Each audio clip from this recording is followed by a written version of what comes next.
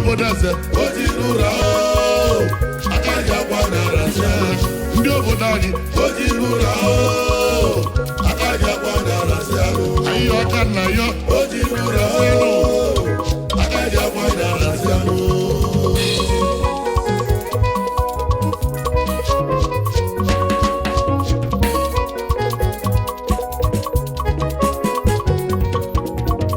anyị ọka ndị aka ihe onu anyị ọka ndị aka ihe onu ọ bụ mụ bụ Ezemmili chaka mmụọ ọ bụ mụ bụ Ezemmili chaka mmụọ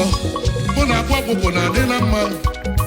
onye na-abụ na-emezi ga-eji ma o ọdanụ ugbo akwa m wee kwụlụ ife mụ na-adị ya mma o chaka ji wee wele egwu nwa ka yọba ahịhịọ onye jizi akwa biko rasịa o onye ji nwanne m biko rasịa gịnị n'izu biko unu rasịa nụ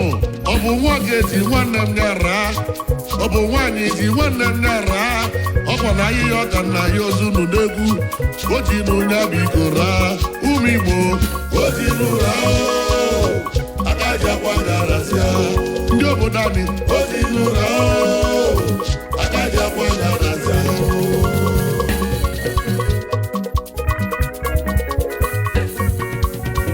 ọ bụ na o mejọ nwoke biko gba ya alụzie onye ọbụla Akwa Okuku mejọrọ bikozie biko gị gba ya alụzie nụ gotekwanụ mmụọ na-emelu ụmụ Igbo gotekwanụ nke dị mmụọ na-eme ejikwana maka na ịfụrụ akwa n'anya wee na-ekwugidezi nwanne yi ụmụ Igbo ka mbụ n'ofu okwu ibe tiwala anyị bụ ụmụ Igbo tata malụ ụkwana ọkpọnụ religion egbugokwa n'ibe Igbo tata religion etiwaga n'ibe Igbo enugo nwanne kwọrọ ozi ka nwanne ebilio